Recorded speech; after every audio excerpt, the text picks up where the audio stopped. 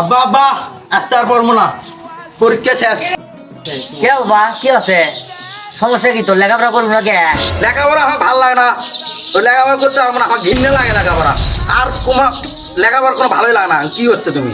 লেখাপড়া যখন করবোই না তা কি করবো তুই? করলে ঘৃণা লাগে পড়াশোনা আমার, আমি খালি ঘুম পারবো আমি।